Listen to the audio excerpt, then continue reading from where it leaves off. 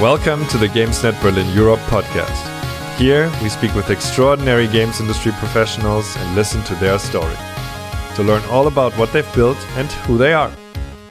GamesNet Berlin Europe is the international games industry initiative of MediaNet Berlin-Brandenburg, the networking association for the media, creative and digital industries in Germany's capital region.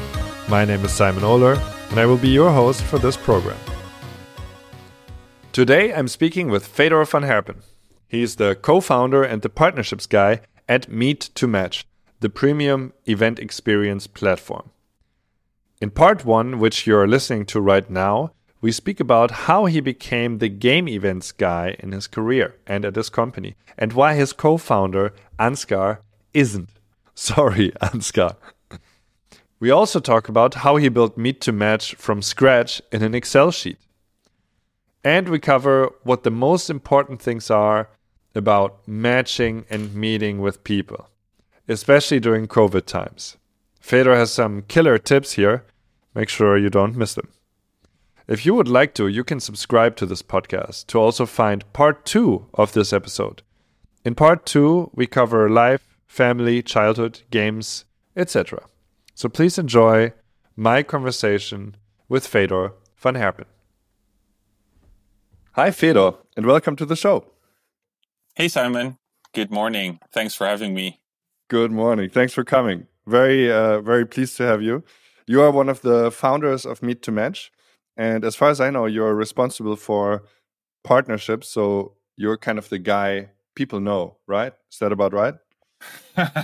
Yes, you're totally right, because it's often my co-founder Ansgar is often annoyed by that people know who I am, but they don't know who he is, because he is running every important stuff on the more background. So yes, I'm the more outward-facing person of the team. Very funny. How I have to ask, how do you reconcile that, or what kind of conversations do you have about that, or what does it look like when Ansgar is mad about it?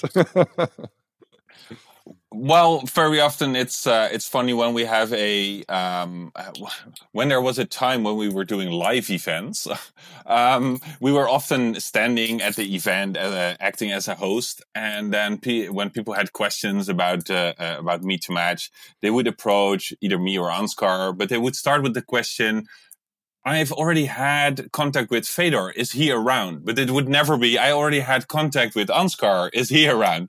So then when Ansgar gets that question, he always says like, well, but I'm his other half. Equal partners here. This is Fedor, but yeah, glad to meet you. And it's funny, that was in the more starting startup years when we had that often. After that, we took on more team members who were also more outward facing. So it's now Fedor or Romy or Zoe, but still, it's probably never Ansgar.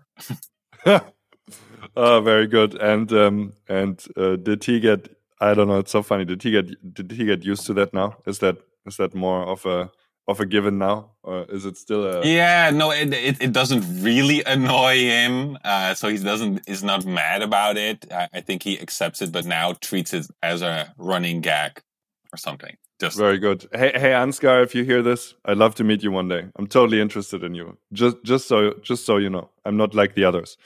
Okay, that's great. How did you become the guy that people know, or why are you that guy? What do you do to be that guy? Yeah, that was trying to have an internship to finalize a master in marketing. I was almost hired by the oil company Shell at that point, or actually I was already hired. But then really last minute, the internship was canceled for various reasons, not because of me, but because they couldn't give me the right advice and the right person to help me out there. So I was left to my own devices, finding another internship, and that was the best thing that could have happened in my life, because I don't want to work at Shell. I did want to work at Shell, but right now I would never work at Shell because of all the environmental misery and impact they're responsible for. However, my sister-in-law was working at a foundation who was organizing game events. And she said, well, we need somebody in a marketing field that can help us out. And that was the Dutch Game Days Foundation. And they asked us ask me to help out doing marketing and business development for that event. Obviously, as an intern, you first get the small jobs and the small tasks. But that was in 2009, and then I never left the games events industry ever. Yeah. Okay. So and that's how you became the guy people know, because you were always around at games events. Probably first the Dutch ones, and then. Did it already become an international affair for you with the Dutch game events, or was that only when you started Meet to Match? No, so the moment I came on board there, the Dutch Game Days transformed into an international event, and it was rebranded to the Festival of Games. And I already started traveling to other events closely around us to find sponsors, visitors, etc. So that was indeed the first moment when I started traveling and became a face of at that point just the Festival of Games. And at a certain point in time, we stopped organizing the conference. The competition was so fierce in Europe with B2B game events, and we noticed that the matchmaking part of what we did at the Festival of Games, when we started there, was a very interesting business model, and we started to work together with game events around us. Can you describe how you started the matchmaking in the very beginning? Yeah, that's a really nice story, because every time people are asking me this question, and they are a bit laughing when I'm telling how that was done. So we noticed that people were not willing to. They were seeing a declining value of having just an exhibitor spot on an expo, and they were looking for a more tangible thing, something with a more measurable return on investment. So we started that matchmaking service where developers could invite publishers, and service providers were also added to the mix. But that first event in 2009, I did that matchmaking and that planning by hand, or Excel. And that Excel sheet was pretty big with lots of tabs, but that was fine up until the moment that people either started canceling or wanted to be on board last minute. So those last days were pretty stressful. But so after that edition, where we saw that there was a demand for that, I told my bosses, one of them, which was my now co-founder Ansgar, like, I'm not going to do this anymore in an Excel sheet. We need some technology to solve this for us, and ideally, we're even doing this as a self-service service. So that's why we build a first iteration of our meeting planning platform at that point. I'm a bit curious, because I can totally see how that's a bit crazy to do that by hand. I mean, I'm not a big technology guy, but I am a bit curious. How do you manage to create such a relational system, I guess, where you pair people with other people at an event, and there's probably a lot of scheduling and blah blah. How did you even create that in Excel? Maybe with a reasonable, not too much amount of detail, and then how did you technologize that? That's something I'm very curious about right now. Yeah. Good question. There's a lot of digging in my memory right now. But basically, what we did in the Excel era, we asked both the developers which publishers or investors, but it was more publisher focused at that point in time, they wanted to meet, and we just arranged those meetings, and then we gave a agenda to the publishers a couple of days before, like, hey, this is what's going to happen for you. Just show up and we'll facilitate you with some nice tables and chairs to sit down at. And how to technologize that. We created some use cases, some flows, and we said, like, okay, you have two people at the table, you have a publisher, you have a developer. That's the biggest use case. The developer wants to reach out to the publisher, so they need to understand what the publisher is doing. So we need to have some basic information, and vice versa. The publisher needs to understand what the developer is working on and what he or she is looking for. And based on that, we're trying to use tags in their profile, like, hey, I'm a developer, or I'm in need for investment, or those kind of thing. And then the scheduling part. And at that point in time, probably it was very difficult to build. But looking back at it, right now, with virtual events needing to take into account time zone of different participants, that should have been a walk in the park. But obviously it was not, and obviously it had their first hiccups, etc. But it worked pretty well the first time, and I think we had the opportunity of this not being a standard way of working at events yet, so people were already happy that they had something instead of nothing. And they actually helped us out with providing us tips and tricks, and we just built it from there. Understood. Do you know what makes a successful match at such an event? I mean, I'm sure you have data on that through your system. What are the kind of parameters that can kind of predict a good match between, well, whoever might be meeting? I'm not asking for my own dating life or anything. I'm just professionally curious. Yeah, you're not asking about swiping left or right. Correct. Okay. It's providing as much information as possible that is relevant without providing too much information. So how could that look like? Sorry to interrupt, maybe as an example. No, it's good because I'm wrapping my head around answering your question. There is always a buyer and a seller, and a buyer needs certain information, so you make sure that information is requested on the profile, and vice versa, similar.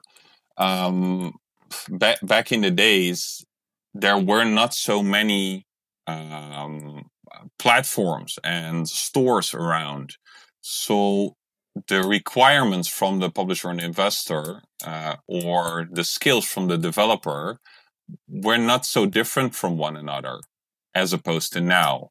Right now, what information is that publishers or investors want to know is even what kind of engine are you using? What kind of business model are you applying? And back in the days, it was more like either it's a web game or it's a game on one of the bigger platforms. But there weren't so many indie publishers around at that point in time.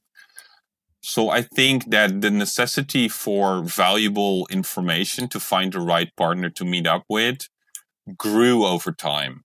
But at the start, it was very basic. I just have a very nice game. Does it fit on your platform?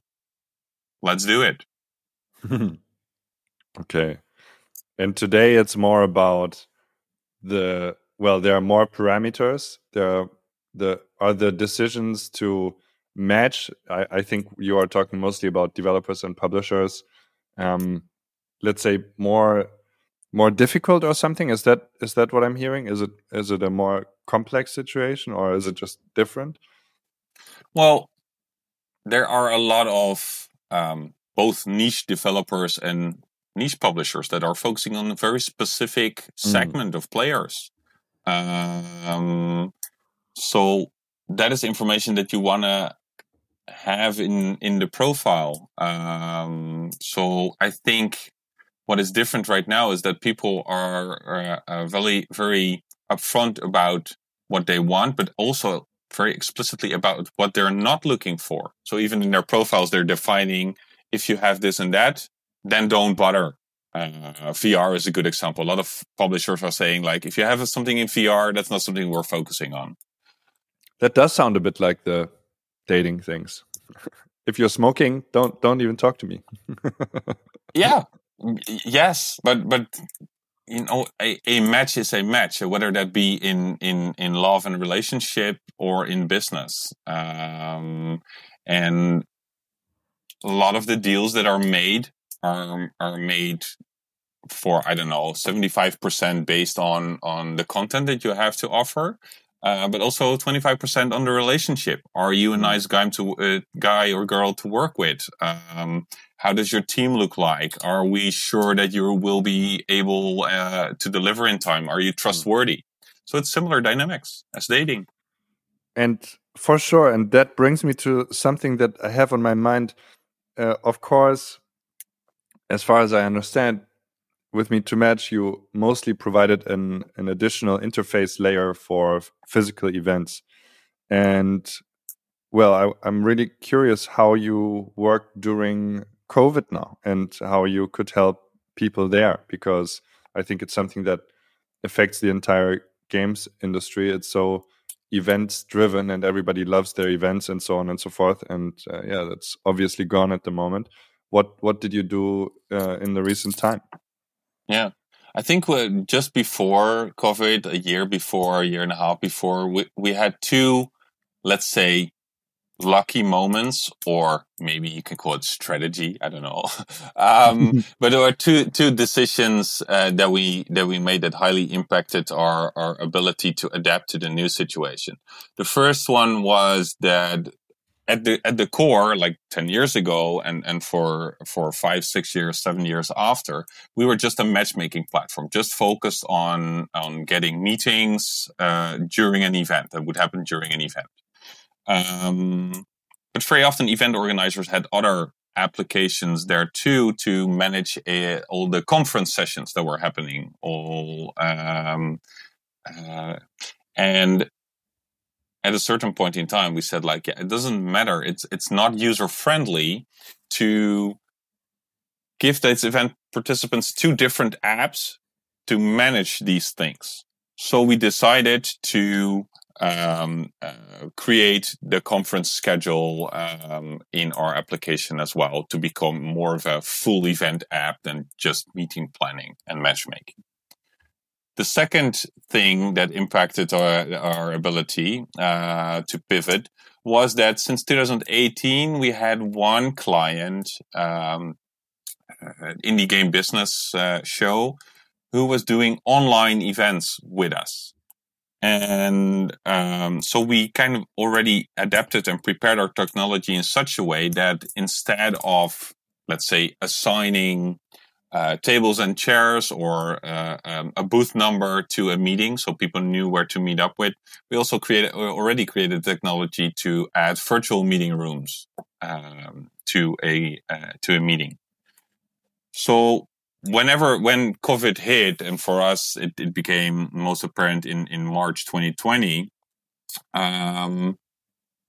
we had only slight adjustments to make to transform to a virtual event platform. And that was mostly on how to develop or how to create the video streams for conference sessions in our platform. So how would we enable others to view the video content? And we were pretty much done with that in a month, in April. And that was also the moment where event organizers, instead of putting everything on hold and canceling everything they had planned, getting back to business, stating like, okay, if we're not going to do something on site, we're going to do something virtual. Can you do that? And luckily, at that point in time, we were able to say, yes, we can. Yes, we can. Very good. Okay. And do you, again, about how people meet, do you think, or have you experienced, I'm trying to tap your unique view on many people meeting. Have you experienced that is now different? Do you see different outcomes in meetings and matchmaking during this time? I'm just very, again, curious about that, how the real life events and maybe online events are different. You're still trying to facilitate the same matches. How is it differing now? Yeah, there are several elements that are different right now, and they're also again changing over time. I think the first element is because of the fact that travel and the costs connected to travel are removed. Also, the boundaries for people to join were much more removed.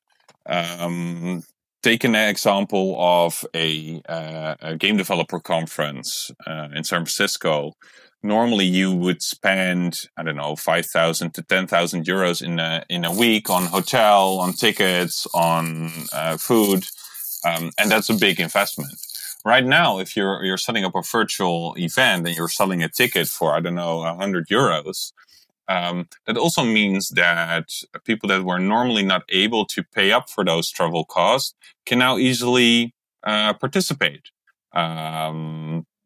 So that would be smaller indies. That would be people from regions such as Africa or Latin America or other regions where currency value and exchange rates are a thing, or investments of that size. And simultaneously, also publishers from Asia were able to join, multiple of them, or other regions. So more people were able to join from different kind of regions. So that made it a great new dynamic, because it also offered developers that were already traveling to these kinds of events access to new kind of publishers and investors, because normally they wouldn't travel, go to GDC or go to a smaller game event.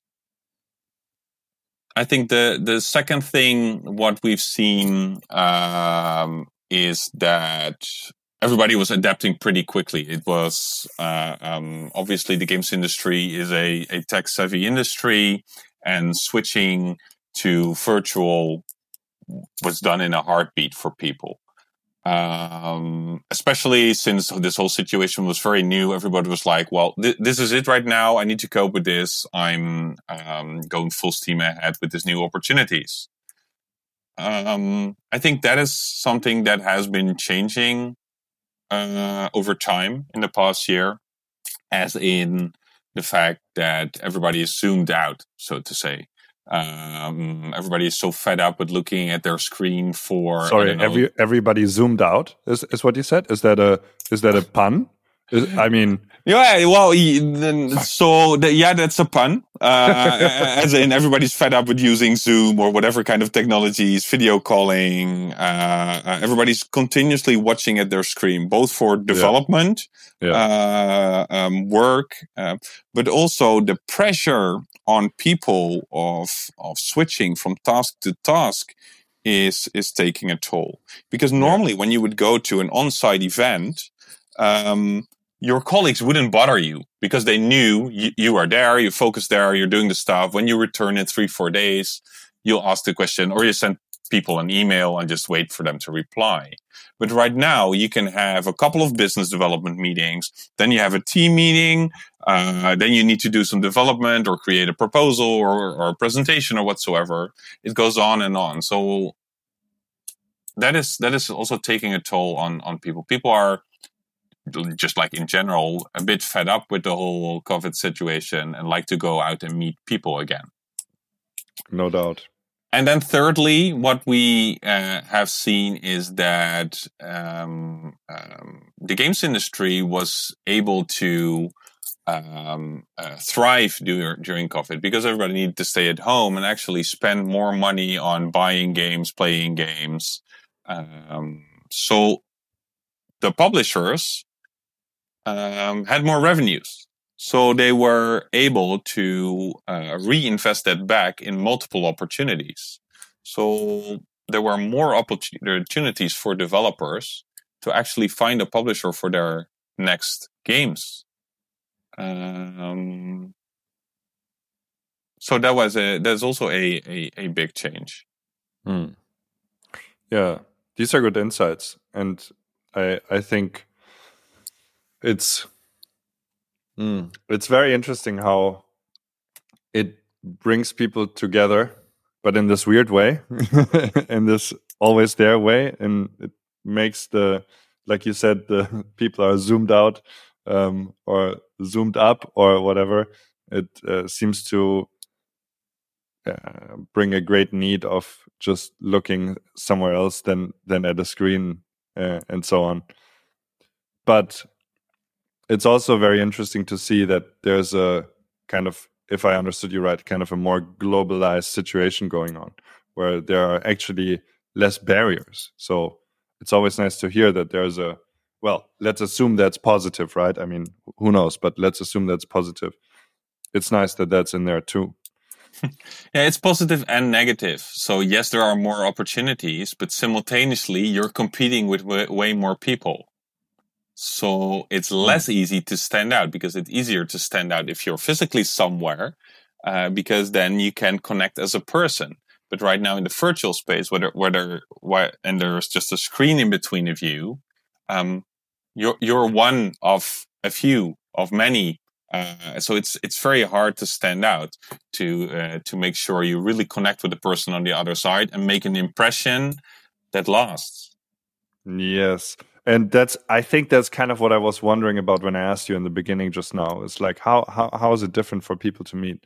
And I think that, I mean, I'm lucky that I don't have to Zoom too much, but I think it would drive me crazy to be in this, to be faced with the scenario you just described, with this difficulty to stand out. And yeah, it's nice. It's nice to be in physical places and meet people and have a one-on-one or run around with a group, and it's all changing and you see different sides. There's a meeting people that's even it's easy on the eyes. I think that's also something that I just got from what you're saying. You know, you see different people up close from afar, but in a real like 3-dimensional space. That's pretty nice. Maybe underestimated. Yeah, and I think what it's also really missing right now is the opportunity to connect on a personal level after you had a business discussion. So, for example, if you meet up at an event and then afterwards there is a happy hour or a party going on, and you meet that same person, and you cheer with that person over a beer or a non-alcoholic drink, you can have fun, you can have laughs, you can have dinner together. So you're building memories together. And that is something also like virtually, what we haven't been able to replicate well, that nice way of coming together and just have fun.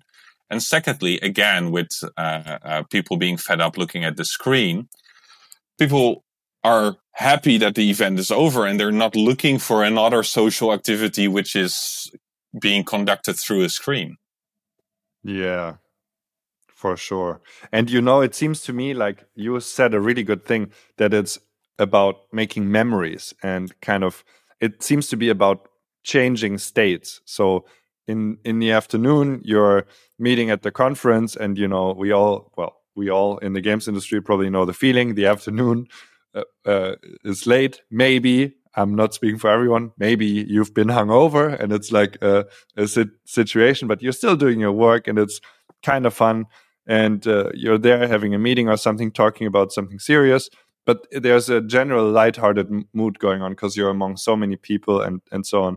And then at night, after dark, so to speak.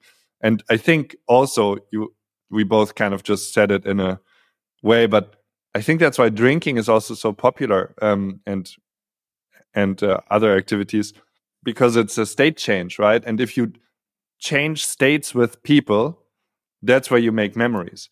And sitting on a computer in a Zoom meeting, and in derivatives, is like the opposite of a state change.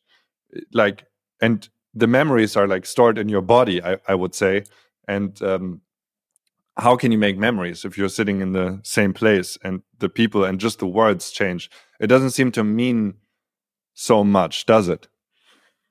No, I'm totally on the same page to what you just described. And I think my most important realization about human interaction is that when you're having a meeting over Zoom or whatsoever, you can never look each other in the eye, because if you want to look somebody in the eye, you need to look at the camera. And by looking at the camera, you can't look at the screen and see the other person's eye. And I think that's one of the basic fundamentals of communication between people, is to look at one another.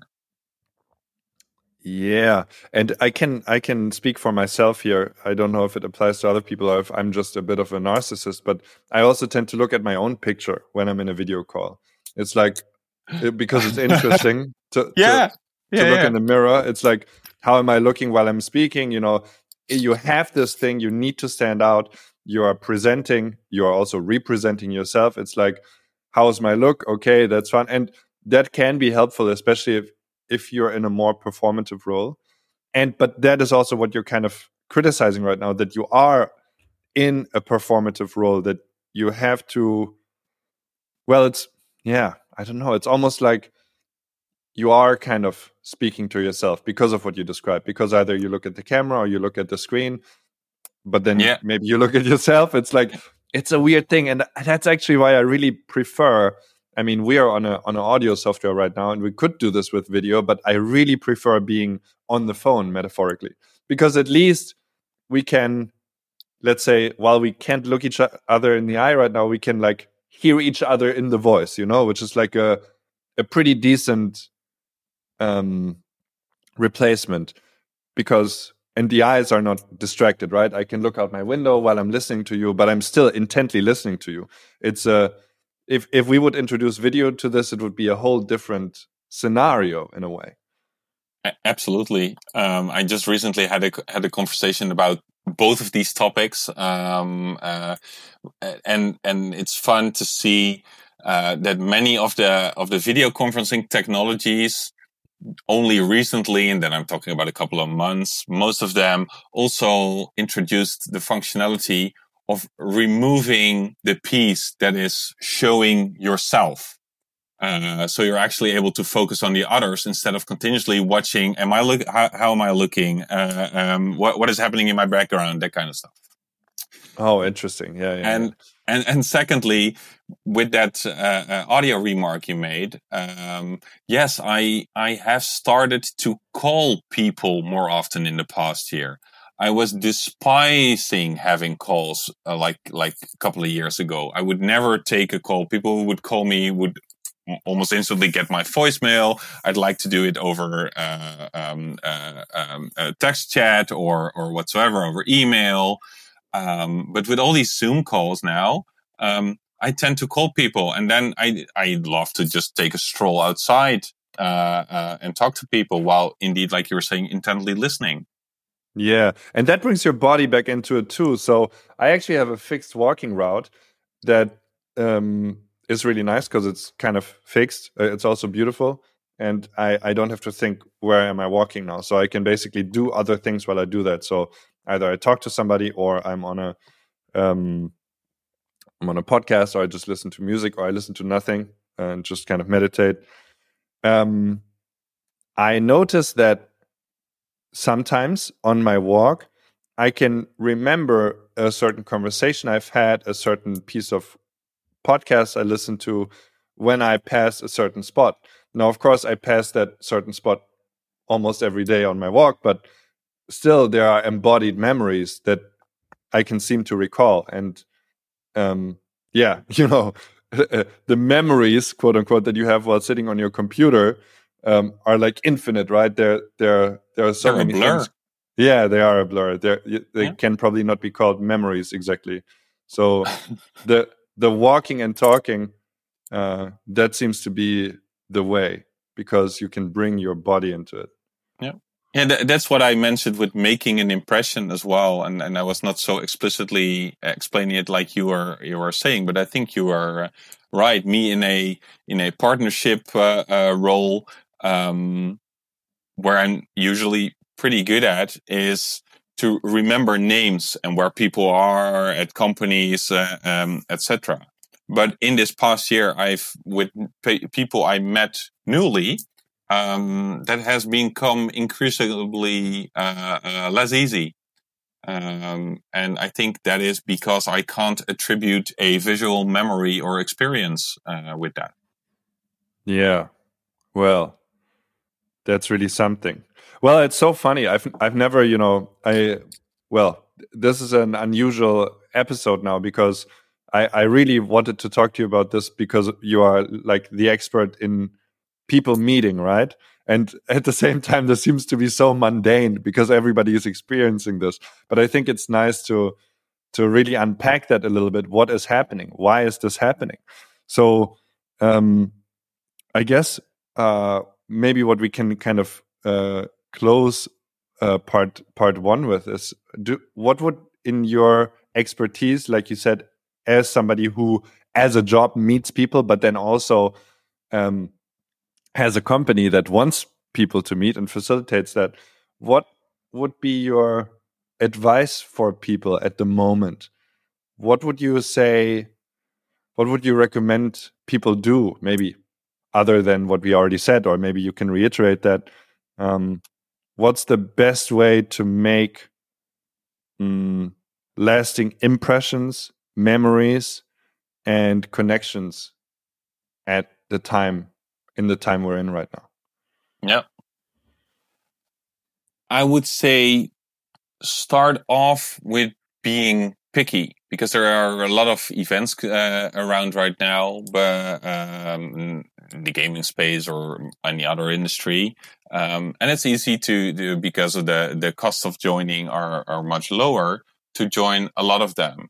But what I would recommend is focus on a couple events where you think, okay, here is where I'm gonna find what I'm looking for. And very important, that's not necessarily always the bigger event around, because with the bigger event, you're competing with a lot of other people. So maybe try and find your niche event where that specific publisher or investor is attending.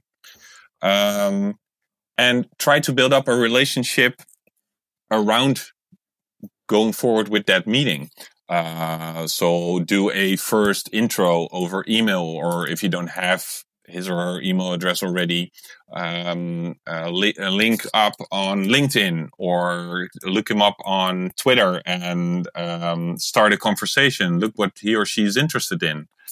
I think that right now, when people are starting to sell something, whether it be a game or a service or whatsoever, the conversation right now should not be really about the product. Make sure that 50% of your time is about interpersonal relationship. Try and make jokes. And no bad jokes, please. But try and make jokes. No bad jokes. Yeah, bad jokes are prohibited. Yeah, prohibited. Yeah. I can say that because I'm well known, at least within my team, for making a lot of dad jokes, which are often considered bad, but I think they're good. So I'm on your side, Fedor. I'm team dad joke for sure. Okay, good, nice. But try to show the other person you research him or her, and not only on the business side of things, but also ask the person how he's doing, but not just the standard way of doing, like, hey, how are you doing? Good. No, go in depth. Like what have you been doing this weekend? What is the most interesting thing you did in the past month outside of work? It's again just human nature, human behavior, basic things of communication. Show that you care. Don't push your the thing you want to convey, but ask, listen, go into depth with a conversation on a personal level, and then follow up on different channels. So again, use a LinkedIn or an email to become or stay top of mind, and refer to that nice conversation that you had by making dad jokes or good jokes. Yeah, I think that's the most important thing. Yeah, I think that's also, I want to underline a few things, add one or two things. I think that is really good advice in general. I think we are very used to, you said the word conveying, so I'm imagining like a conveyor belt, right? It goes out from my mouth to your ear, kind of, right? Let me just transfer some packets of information to you. I think people are used to doing business like that a lot. Let me tell you what I have. And it can have, well, unless your information is really structured top notch and very easy on the ears and very informative and very high value, so to speak, that can also take an ugly turn, kind of a domineering, turn. And I think as an interviewer, I would always advocate for the power of the question, like you described too. That's what I took from what you said. It's like, be interested in the person first. Everybody wants to convey something. It's so important at the moment it's a whole different thing if I just speak to you compared to I ask you something and then you speak to me. Or, well, I wanted to say it the other way around. Like, if you ask me first and then I speak, I have way more space to speak instead of us competing for airtime, kind of. And now let me convey to you. And now, but now I have to convey to you. And it's kind of this battle. And I think the power of the question is really something that we can value a lot more at the moment. If every conversation you have is more like an interview, it's more like, ask 10 questions first, and then maybe you can start speaking. And by the time your vis-a-vis is already like, well, this person is really nice, they really want to know about me. And of course, you have to want to know, not just act like it. That's powerful, I think. I would really suggest that. And the other thing, I've coached some people recently that are, leaders. And a lot of people are like so stuck in calls. It's crazy all day. And so I was like, well, how that doesn't work, right? Because especially when you're, like you mentioned this before too, when your calendar is kind of open, people can just schedule you to death. And you don't want that. And so I've experimented with using a tool. It's called Calendly now. And I have like two, I work in weird ways anyway, but I have like 2 slots a week where people can just schedule calls. And then I'll take the calls. But that means 3 days a week are free for me and free of calls. So I can do my own personal work without distraction at that time. I think that's something to really look into, to have fixed times where you can't be called. I think it's important as an employee. It's also important as a leader. It kind of has a big part of leading your own life, especially at times where you're kind of just, everybody assumes you're just there.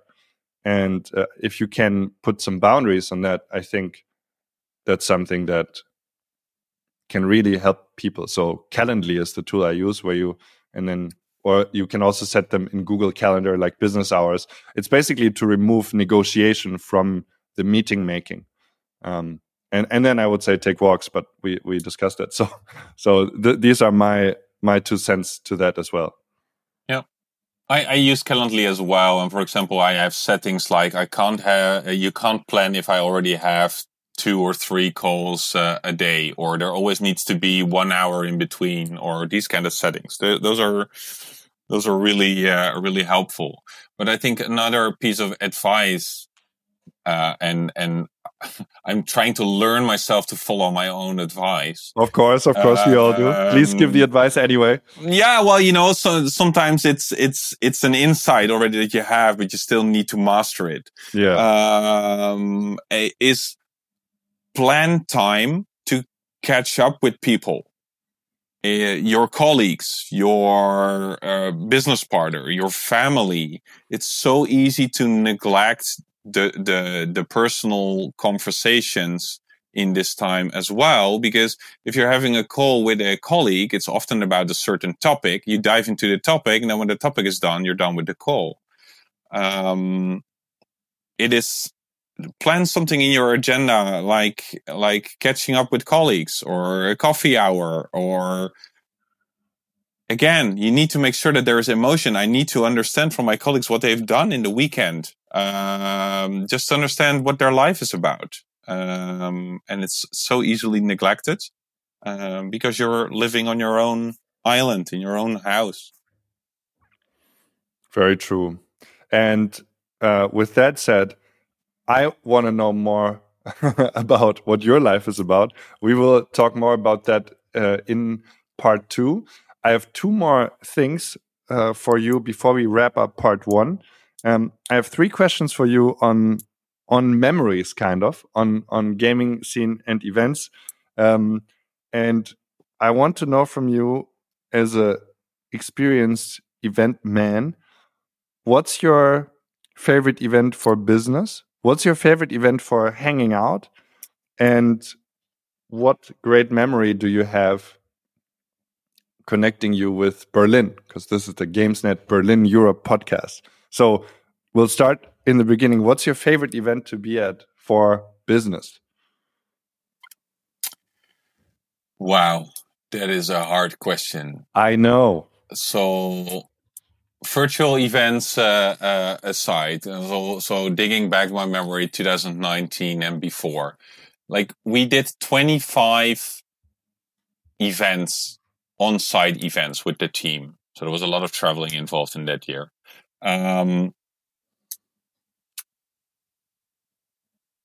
It's so hard to answer because I want to give you an answer, but simultaneously I can't give you an answer.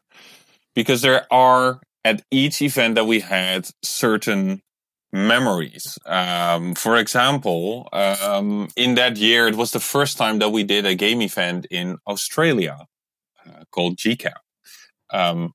It was not just the event and trying to understand the Australian community that was new to me and had its specifics, which was nice to learn. But it was also about seeing the kangaroos and the travel of 30 hours. GDC in San Francisco is always nice because everybody is there from any level of game development. But the city is becoming a less nicer place to be in. I don't know. So as with much things or anything, there are pros and cons of lots of things.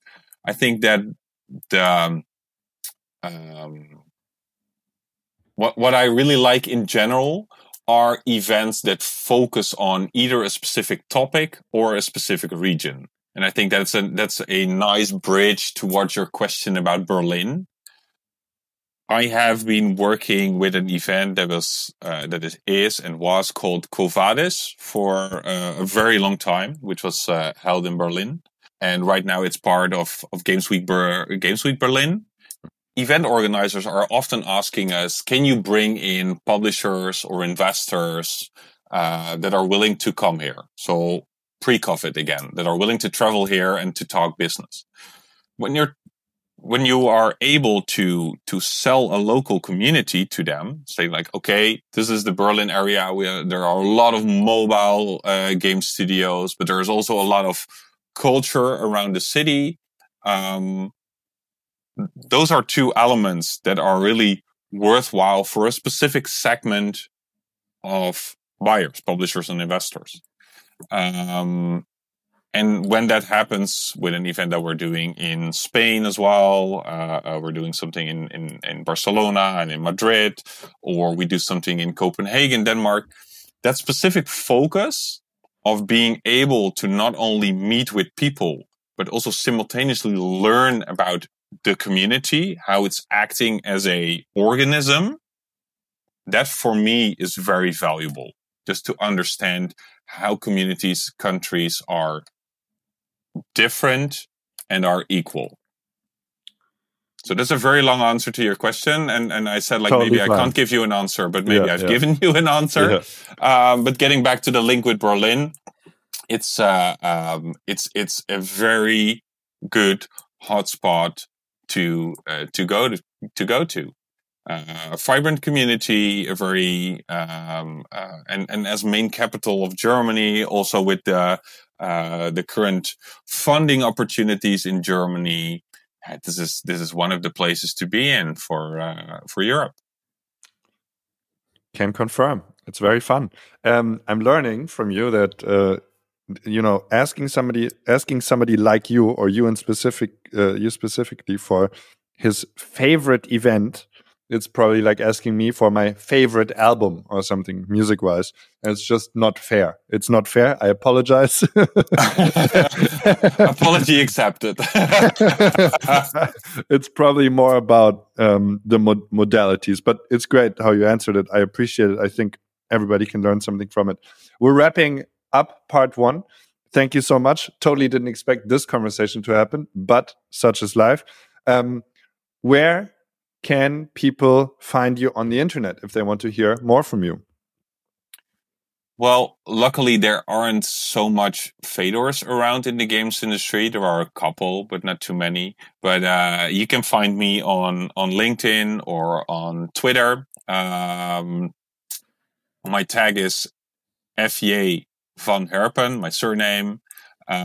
So you can find me on LinkedIn with that, and on Twitter, even on Instagram, if you like, even on Facebook, or on Pinterest. I haven't been using that for quite a while. But I think it's my handle on many things. I think even on Steam. So if you want to play with me and play some games, please add me there too. Nice. The door is open. So that's FJVAN HERPEN, FJ van Herpen, or Herpen. Absolutely. And as I said, Googling does the job pretty quickly as well. If you connect somewhere, I'll gladly follow back or accept the invitation. Fantastic. Fedor, thank you so much for your insights, and I'll see you for more talks about life and the universe and all the rest in part 42. So Part 42. I'm looking forward to part 42. But let's take part 2. I'm looking forward to it. Speak to you in a bit. Thanks for listening to part 1 of this episode. Be sure to also check out part 2, which will be released 2 weeks after part 1 on all podcast platforms. So it might already be out by the time you hear this.